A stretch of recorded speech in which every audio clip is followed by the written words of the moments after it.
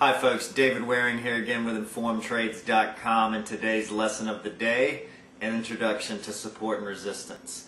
As many of you already know, the price of a financial instrument, just as anything where market forces are at play, is ultimately determined by supply and demand. Very simply, if the demand for a financial instrument is increasing in relation to supply, then price will rise. And if demand for a particular instrument is decreasing in relation to supply, then price will fall. As we've learned in previous lessons, what you're basically looking at when you see an uptrend on a chart is a period of time where demand has continuously increased in relation to supply.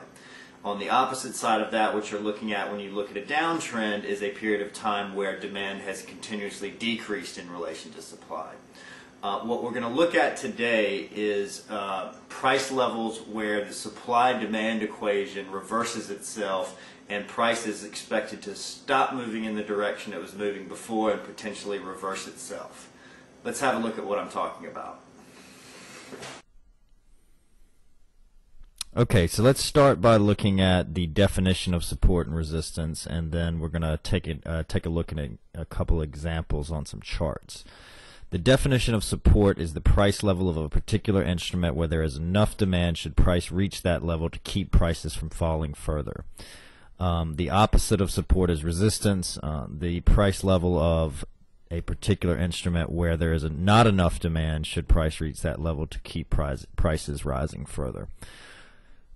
So this is a chart of Nike here, and if you look at this middle part of the chart here, you should be able to see a pretty good example of support there. You can see that price has touched that level multiple times, total of 3 times, and then actually bounced off of that and never returned to touch it. So that support level is held, is what that's called.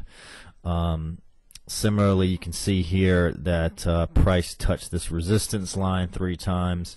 In general, twice touching is enough to establish a support or resistance line, but third time is usually pretty good confirmation of that. So you can see there the difference between support and resistance. You can also see that on the resistance side of things, the top line actually did not hold and price ended up breaking through that level and continuing to trend upward. So it's pretty easy to see support and resistance there in a range-bound market like we just saw. As we've learned about trends in previous lessons, a trend line is basically a support line underlying the trend as well. So in addition to being able to see these things on range-bound markets, you can also see them with a trend. So you see the uptrend there, and you see the price coming down and touching that uptrend line multiple times.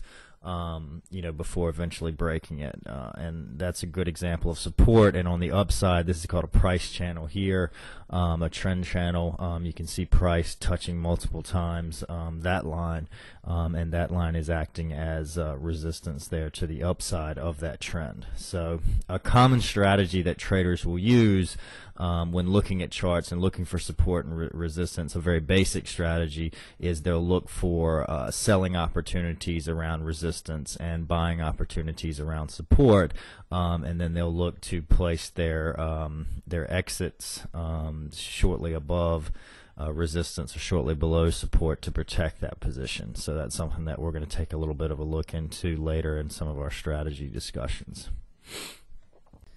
Okay, so that's our lesson for today. You should now have a good understanding of support and resistance. In tomorrow's lesson, we're going to take a look at something called multi-time frame analysis, which is going to take all the lessons that we've had up to this point and try and tie them together to give us a big picture overview of the market, and also give us some tips on determining how strong or weak a particular support or resistance level may be. So thanks as always for listening. We hope to see you in tomorrow's lesson. If you have any questions or comments, please feel free to leave them in the comments section below, and have a great day.